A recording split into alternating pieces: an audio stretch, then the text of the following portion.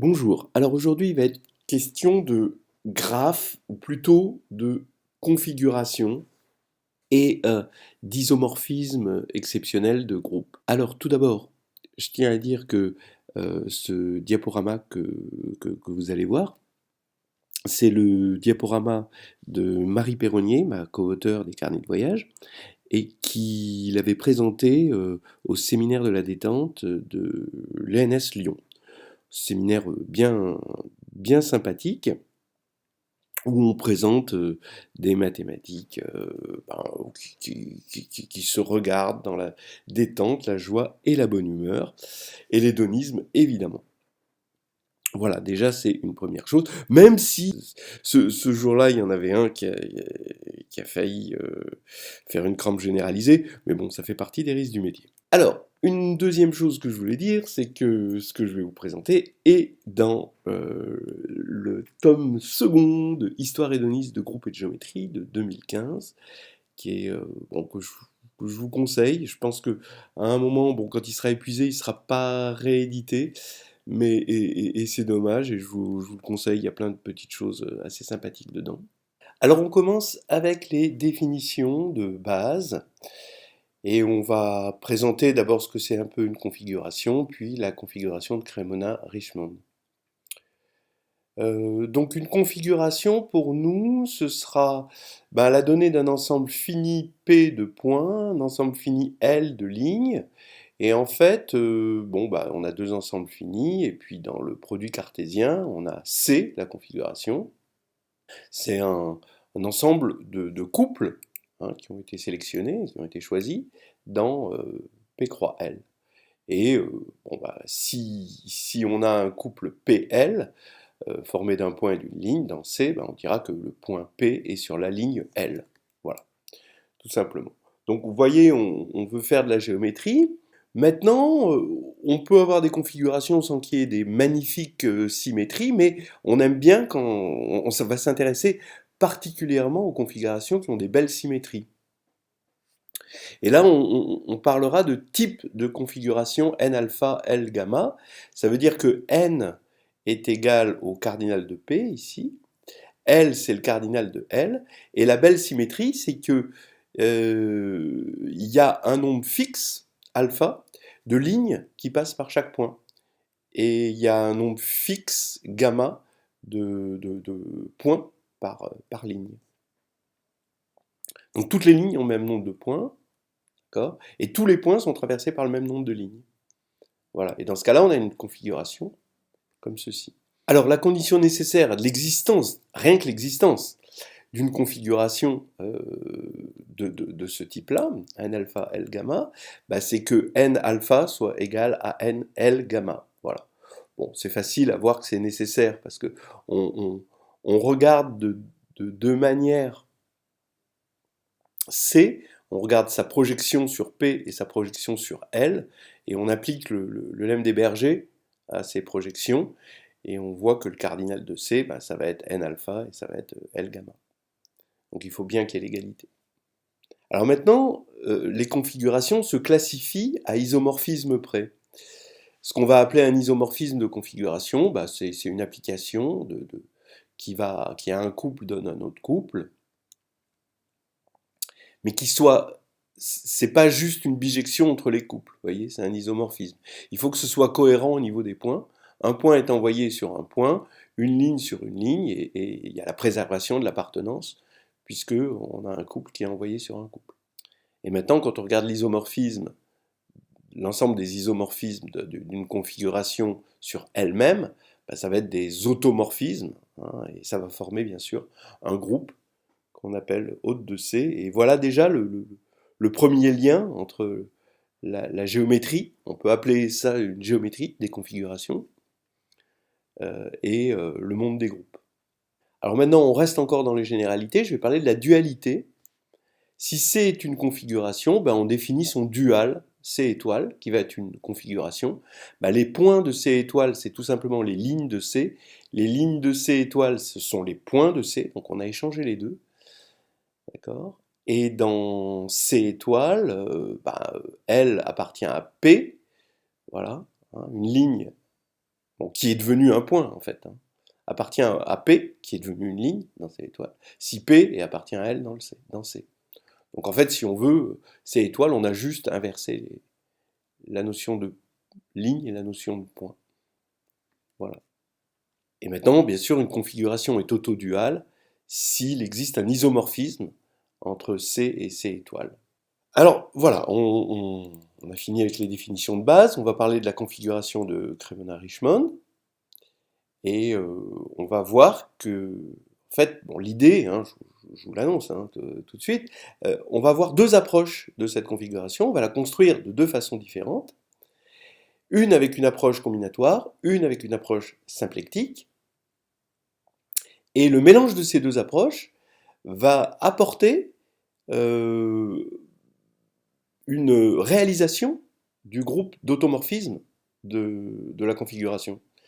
Et on va voir que le groupe d'isomorphismes, avec la première approche, il va être isomorphe à un certain groupe, avec la deuxième, avec un autre groupe, et donc ces deux groupes, de nature combinatoire et l'autre de nature symplectique, vont être isomorphes. Et on va obtenir, grâce à cette configuration, un joli isomorphisme de groupe.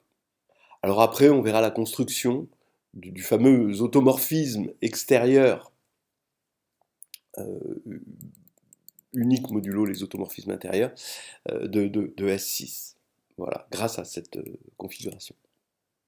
Alors on attaque une première construction qui est purement combinatoire, la combinatoire de la théorie des ensembles. Donc ici, on a un ensemble fini à 6 éléments, A, B, C, D, E, F. Les points, ben, ça va être les paires de E, style AB, voilà, tout ça. Donc évidemment, il y en a 15 de points, hein, 2 parmi 6. Les lignes sont des partitions de E en 3 paires. Voilà. Voilà par exemple une ligne. Donc AB, CD, EF. Et ensuite, condition d'appartenance, ben, un point appartient à une ligne. Par exemple ici, AB appartient à cette ligne-là, évidemment. Bon, elle est évidente. Alors, êtes-vous prêts à voir la magnifique figure?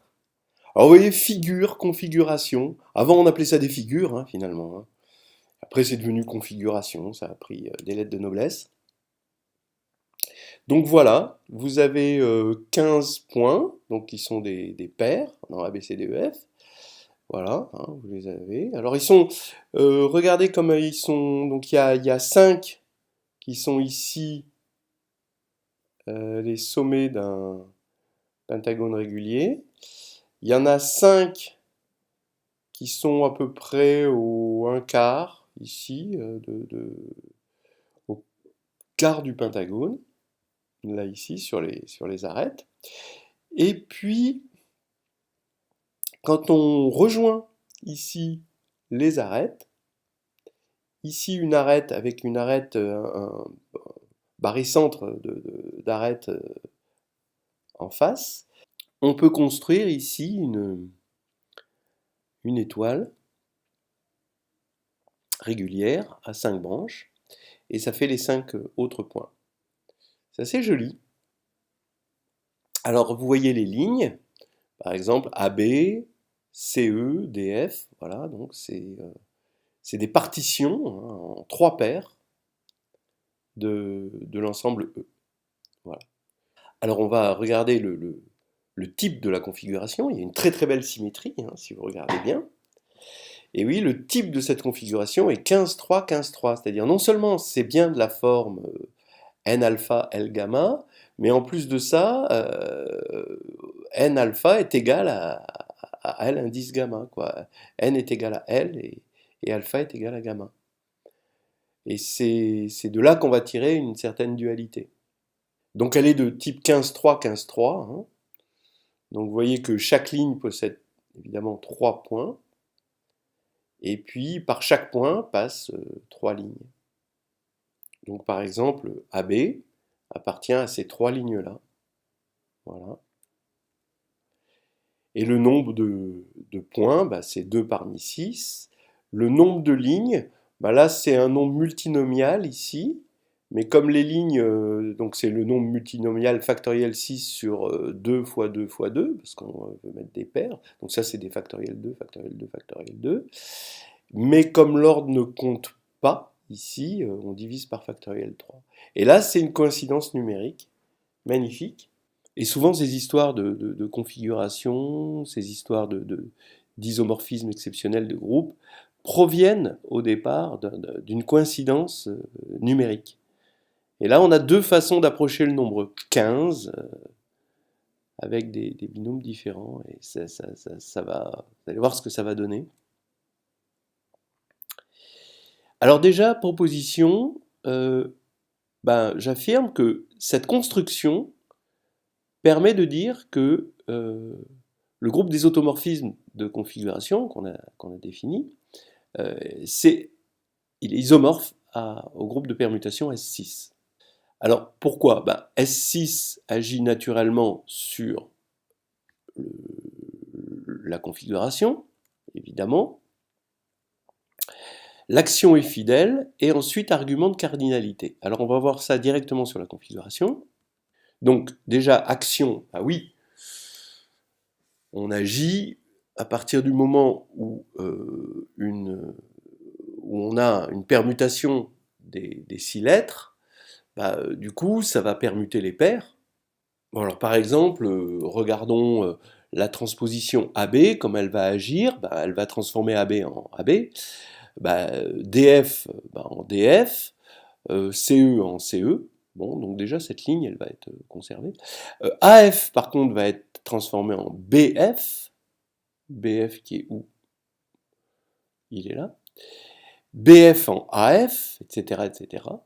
Mais évidemment, ça va bien conserver globalement la configuration. C'est-à-dire que ça va envoyer une paire sur une paire.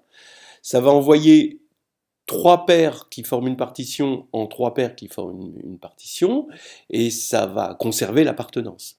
Bon, alors maintenant ça agit fidèlement. Bon, évidemment, hein, si on a une permutation qui laisse fixe toute la configuration, en particulier elle va laisser fixe tous les points de la configuration, et ça va être forcément l'identité. C'est-à-dire si AB est transformé en AB, c'est que soit A est transformé en A et B en B, soit l'inverse. Mais non, parce que si A est transformé en B et B en A, AF ne serait pas fixé puisqu'il serait transformé en BF. Voilà. Donc finalement A est transformé en A, B en B, et puis tous les autres sont fixés aussi, donc on a la permutation triviale. Donc on a une action fidèle, ce qui veut dire que S6 s'injecte dans le groupe des automorphismes de C, de la configuration de Cremona, Richman. Voilà. Alors maintenant, le dernier point, c'est l'argument de cardinalité. On va montrer que les automorphismes, alors pour l'instant on a S6 qui s'injecte dans haute de C, et on va montrer que le cardinal de haute de C est inférieur à 720, c'est-à-dire inférieur au cardinal de S6. Et comme ça, on est sûr d'avoir un isomorphisme. Alors allons-y. Bon, je vais partir ici de là, je vais partir d'un point. Je vais prendre sigma, un élément du groupe d'automorphisme de C. Et je vais compter combien il y a de sigma possible, au maximum. Donc ici, CE, au maximum, CE, vous pouvez l'envoyer sur 15 points. Voilà. Donc ça fait 15 possibilités. Donc on peut se ramener donc, au fait que CE est envoyé sur CE maintenant. AB, maintenant, on va regarder l'image de AB. Donc on a supposé que CE était fixé maintenant. Hein. On a déjà 15 possibilités. AB, combien il y a de possibilités pour AB, sachant que CE est fixé? Forcément, AB va être envoyé sur un élément qui est aligné avec l'image de CE, c'est-à-dire avec CE. Donc combien il y a d'éléments alignés avec CE, mais qui ne sont pas CE, attention, parce que CE ça a déjà été pris. Donc vous avez AB, DF, ça fait 2, AF, BD, ça fait 4, et BF, AD, ça fait 6. Donc AB peut être envoyé sur au maximum 6 éléments. Donc ça fait 6 fois 15, 90. Maintenant on va supposer que AB est fixé. Toujours supposer qu'il est fixé. Donc maintenant, CE et AB sont fixés. Donc maintenant, DF est fixé. L'image de DF, c'est fixe, parce que c'est le seul qui soit restant sur la ligne. Donc on va regarder AF. Alors AF, faut qu'il soit son image, faut qu'elle soit alignée avec CE, mais pas sur cette ligne-là, parce que ça y est, cette ligne-là est complètement prise. Donc il va y avoir AF, BD, BF et AD. Donc 4 possibilités, toujours au maximum. Je fais des majorations. Donc ça fait 4. Donc on était à 90, là maintenant on est à 320. Bon, donc maintenant ça y est. AF est envoyé, on va supposer, sur AF. Maintenant ça fait que BD est forcément envoyé sur BD. D'accord? Donc on a tous ces points-là, 1, 2, 3, 4, 5 points fixés. Et maintenant BF. BF, il est forcément envoyé sur un point qui est aligné avec CE, et différent de ceux-là. Et donc il en reste plus que 2. Donc là, ça va faire 2 possibilités au maximum, c'est-à-dire 360 fois 2, 720. Ça y est, on a atteint 720. Et maintenant, il faut voir que c'est blindé, c'est-à-dire qu'on ne peut plus... Tout est fixé maintenant. Donc on suppose qu'on a ces 3 lignes fixées point par point. Bon regardez par exemple AC. Alors il faut montrer que AC, maintenant, il est fixé. Pourquoi il est fixé? Parce que AC, il est aligné avec DF qui est fixé, il est aligné avec BD qui est fixé, et il est aligné avec BF qui est fixé. Et il n'y a qu'un seul point qui est aligné avec ces 3 points-là. Donc forcément, AC est fixé. Donc DF est fixé, AC est fixé, donc ça va faire que BE est fixé. Voilà, etc. Alors après, on peut continuer. Comme BE est fixé et que AF est fixé, ça fait que CD est fixé. Comme CD est fixé et que BF est fixé, AE est fixé. Comme BD est fixé et AE est fixé, donc CF est fixé. Maintenant, donc BE était fixé, donc on a AD qui est fixé. Maintenant, on est convaincu que ça y est, maintenant on fixe tous les points. On ne peut pas dépasser les 720. Et du coup, lui qui s'injectait là-dedans devient un isomorphisme, et on a montré que l'automorphisme de la configuration de Cremona-Richmond, c'est exactement S6.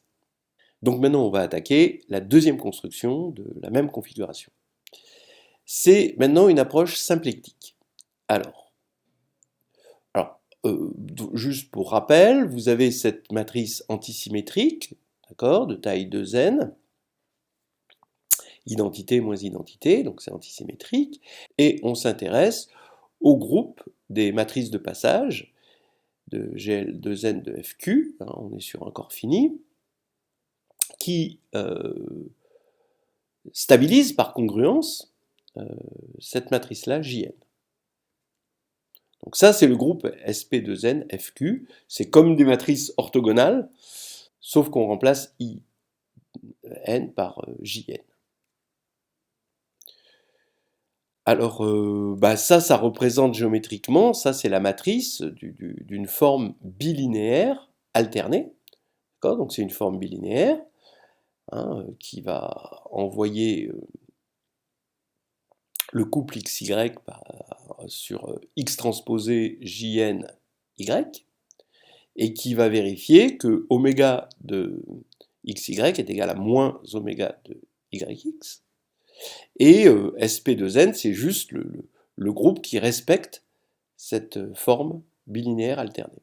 Donc on a simplement dit les choses autrement, on les a dites sans langage matriciel, avec un langage directement porté sur la géométrie. Alors, c'est assez facile, ça va être le truc qu'on va admettre.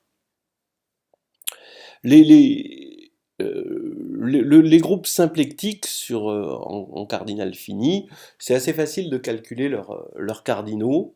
Les actions ont des invariants assez simples à calculer, et on peut calculer les cardinaux. Alors toujours pareil, vous pouvez le voir dans le chapitre 4 de Histoire hédoniste de groupe et de géométrie. Et maintenant, on se rend compte qu'il y a une coïncidence numérique, encore une fois.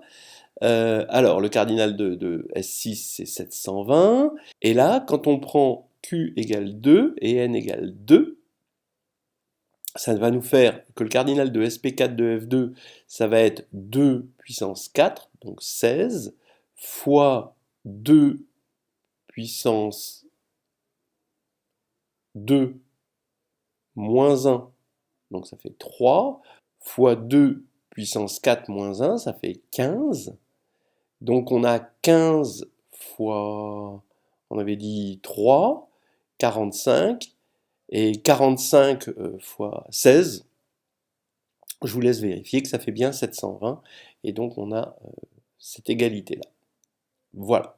Alors, on va maintenant essayer de retrouver ce groupe-là, SP4 de F2, qui va être réalisé comme groupe d'automorphisme de configuration de la configuration de Cremona-Richman. Alors là, ça commence, on va rentrer dans Alice au pays des merveilles et l'algèbre de boules. Là, on rentre dans le merveilleux. Si E, c'est un ensemble à n éléments, d'accord? Donc on va supposer numéroter de 1 à n. V, donc ça va être P de E, l'ensemble des parties de E. Alors, V, donc les parties de E, munies de la différence symétrique et de l'intersection, c'est un anneau. Hein, c'est ce qu'on appelle l'algèbre de boules de E. Le neutre, ici pour delta, c'est l'ensemble vide. Le symétrique de A, d'une partie A pour delta, c'est le complémentaire de A. Et bon, l'intersection, on vérifie qu'elle est distributive sur la différence symétrique. Bon, on a une structure d'anneau. Hein. Mais quand on va faire A delta A, on tombe sur le neutre. A delta A est égal à l'élément neutre. Donc en fait, on peut mettre une structure de F2 espace vectoriel, c'est-à-dire que Z agit, puisqu'on a un groupe ici, V delta c'est un groupe, Z agit sur V, hein, et 2Z est nul. Donc on a une action de Z sur 2Z qui va nous donner un F2 espace vectoriel de dimension n, qui exprime exactement que tout élément est annulé par 2. C'est-à-dire que quand on le fait 2 fois, A delta A, ça fait 0. Donc on a un espace vectoriel, bah oui, et quelle est sa dimension? Bah forcément, comme le cardinal de V c'est 2 puissance n, forcément sa dimension c'est n. Voilà. Alors maintenant, on introduit une forme bilinéaire sur P2, sur V. C'est cette forme-là, c'est le cardinal, donc ici c'est une partie, une autre partie, on va prendre le cardinal de l'intersection, mais modulo 2. Comme ça on est bien dans F2. Bon, on vérifie que c'est bien, c'est symétrique, évidemment. Alors c'est symétrique, mais comme on est sur F2, c'est antisymétrique aussi. Donc il faut vérifier que oméga de A, B delta C, c'est oméga de AB plus oméga de AC. C'est la bilinéarité. Comme c'est symétrique, ben, ce sera vrai d'un côté comme de l'autre. Et donc c'est la distributivité. Et le fait que modulo 2, quand on fait delta, ben, modulo 2, c'est comme la réunion. Parce qu'en fait, en faisant delta, on fait la réunion. Alors la réunion, ça veut dire déjà qu'on enlève l'intersection des deux. Et on enlève encore une fois l'intersection des deux. Donc on enlève 2 fois l'intersection des deux. Donc ça nous fait bien ça, modulo 2. Donc on a bien une forme bilinéaire.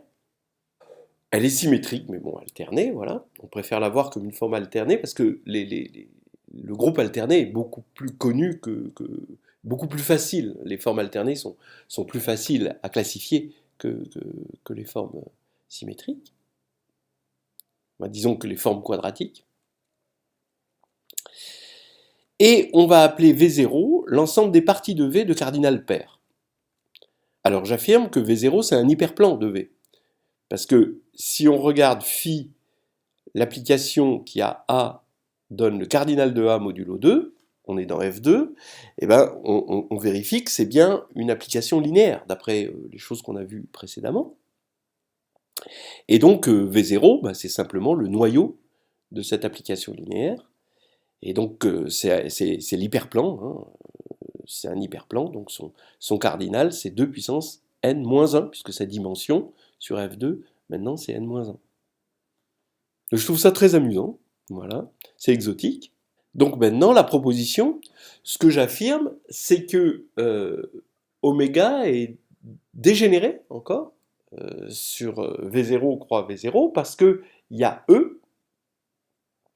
Alors donc, on va supposer maintenant que n est pair. Alors effectivement, quand on va prendre E, si on fait oméga E, alors on suppose que n est pair, hein, ici, je ne l'ai pas dit, mais voilà, je le dis. Oméga E A, quelle que soit la partie A, bah, ça va être le cardinal de l'intersection, donc le cardinal de A, mais comme A est dans V0, A est pair, donc ça va faire 0. Donc on voit bien que E est dans le noyau de la forme oméga, et donc, comme il est dans le noyau de la forme oméga, la forme est dégénérée, hein, et en fait on montre très facilement que si on passe au quotient, donc on a une droite qui est dans le noyau, mais en fait le noyau c'est exactement cette droite, et donc quand on passe au quotient par cette droite, on a maintenant un espace, donc on avait un sous-espace, un hyperplan ici, maintenant on quotiente l'hyperplan par cette droite là engendrée par E.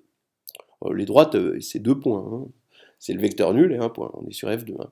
Et donc maintenant, ça c'est de dimension, on a encore enlevé 1, donc la dimension c'est n-2, et le cardinal c'est 2 puissance n-2.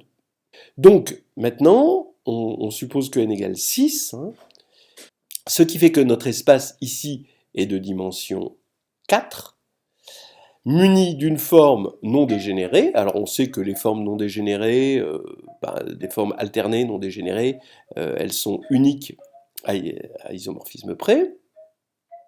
Et donc notre forme que j'ai passée au quotient, donc c'est oméga bar, elle va donner lieu à un groupe, hein, un stabilisateur de cette forme, comme on a vu tout à l'heure, et comme on est en dimension 4 sur F2, ça va être exactement SP4 de F2.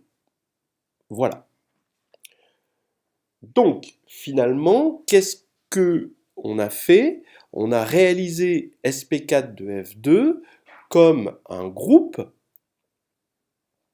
d'automorphisme de V0 bar qui respecte la forme oméga bar.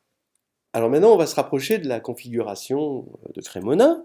Et la première remarque, c'est que,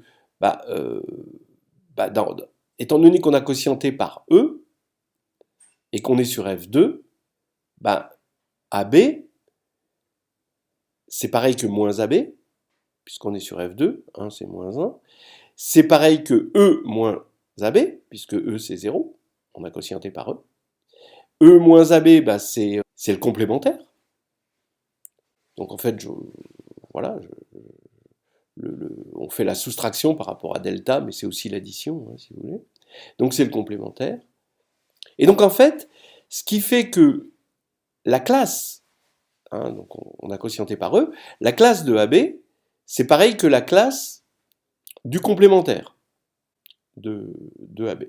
Donc, étant donné qu'on a des éléments de paire, hein, de cardinal paire, eh bien, on peut toujours se ramener juste à des paires AB.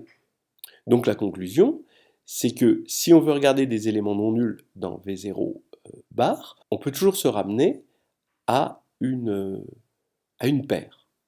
Voilà. Un représentant, hein, modulo E, qui soit une paire. Donc maintenant la construction, on prend n égale 6, voilà. Les points de notre configuration, ça va être les vecteurs non nuls, ici de V0 bar, d'accord. Donc il va y en avoir 2 puissance 4 moins 1, puisqu'on prend non nul, donc bien 15, et ça correspond bien, ils ont tous pour représentants des paires. Les lignes, eh ben, ça va être des plans totalement isotropes, d'accord, pour oméga. Et relation d'appartenance, ben, un point appartient à L si le vecteur appartient au plan. Alors totalement isotrope, hein, ça veut dire que quand on prend deux points du plan, ben, oméga de ces deux points, ça fait toujours 0. Alors on va voir que c'est bien la configuration de Cremona-Richmond. Regardons, on va regarder la forme des points et des lignes. Alors les points, on a vu que c'était des paires, donc ici vous allez avoir 0. Vous prenez un élément V0 qui est de cardinal pair, d'accord? On a vu que modulo E, donc dans V0 bar, bah, c'était la même chose avec son complémentaire, donc on peut toujours le voir comme une paire. Donc on peut le choisir égal à AB. Maintenant, je vais en prendre un deuxième, parce que je veux créer un plan. Pour l'instant, avec 0 et F, je fais juste une ligne. Maintenant, je veux créer un plan isotrope, totalement isotrope. Donc ici, je prends un deuxième point, qui n'est pas sur cette ligne. Donc je vais l'appeler CD. Et donc, comme on est dans un plan totalement isotrope, ça veut dire que oméga de f, f' égale 0. Donc ici, on a cette intersection-là qui est nulle. Donc, ça veut dire quoi? Ben, ça veut dire que l'intersection, qui va être de cardinal pair, ben, forcément, ça veut dire que AB est une paire disjointe de CD. Voilà. Et maintenant, donc le fait que ce soit totalement isotrope, c'est juste de dire que les deux paires sont disjointes. Voilà. Et maintenant, le troisième point ici, parce que comme on a un plan sur F2, donc on a un troisième point non nul, il y a 4 points en tout, 2 au carré, ben c'est la somme de F et de F', donc c'est F delta F', ben finalement on voit que ça va être la troisième paire manquante, EF, puisqu'on prend la réunion, puisqu'ils sont disjoints, mais comme on est modulo E, ben, on peut prendre le complémentaire et ça fait EF, pour se ramener à une paire. Voilà. Donc en fait, on voit qu'on a bien la configuration de Cremona-Richmond, puisqu'on a retrouvé, en parlant de plans totalement isotropes, on a retrouvé ben, les paires non nulles et les partitions de E en 3 paires 2 à 2 disjointes.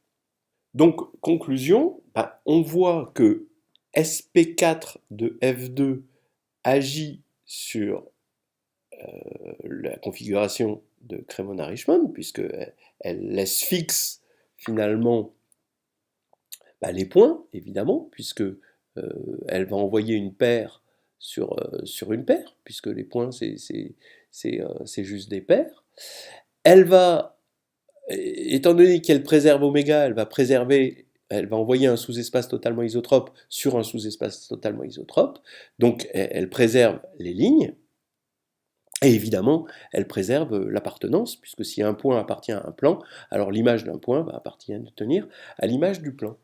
Et comme il y en a 720 et que ça agit fidèlement, eh bien on voit que SP4, il se réalise comme le groupe des automorphismes de Cremona-Richmond. Ce qui nous fait qu'on a bien un isomorphisme SP4 de F2 et S6, puisqu'ils sont tous les deux en commun isomorphes au groupe des automorphismes. Et on voit que la configuration a joué le rôle de pivot entre les deux, d'entremetteur entre les deux. Alors maintenant, on va voir la dualité, on va mettre de la dualité dans cette histoire. Donc la configuration de Cremona-Richmond, j'affirme qu'elle est autoduale.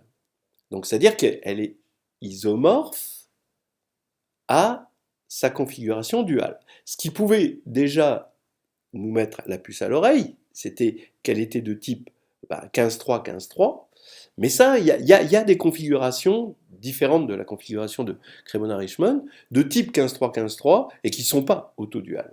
Voilà.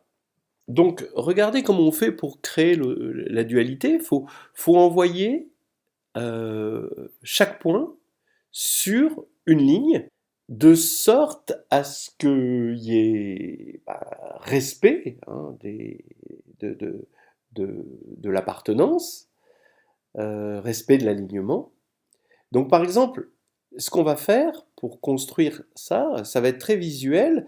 On va envoyer les points de cette étoile sur les lignes, ici, les 5 lignes, donc il y a 5 points de l'étoile, sur les lignes extérieures du pentagone, là, ici. Voilà. Donc CD, par exemple, on va l'envoyer sur cette ligne-là.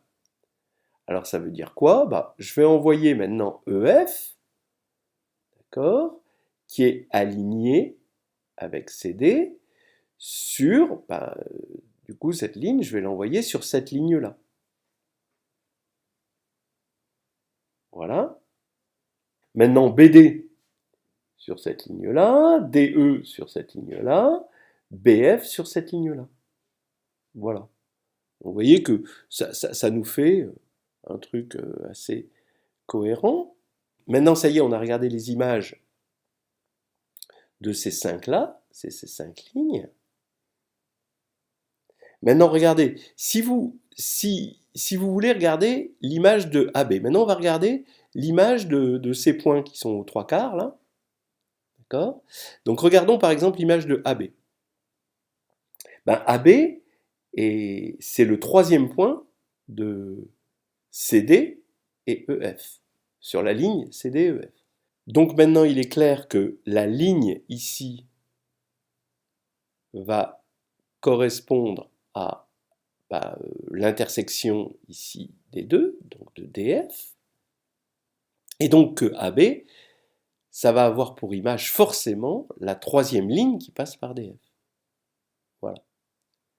Donc, vous voyez qu'on a ici les 5 points qui ont trouvé leurs images, ici. Ces 5 points-là trouvent de la même manière leurs images.